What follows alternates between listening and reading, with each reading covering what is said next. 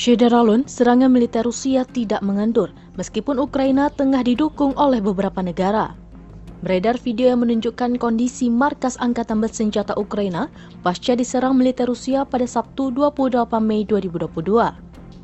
Dalam keterangan video tersebut, markas yang hampir rata dengan tanah itu merupakan gedung bioskop yang dimanfaatkan Angkatan Bersenjata Ukraina sebagai markas persembunyian.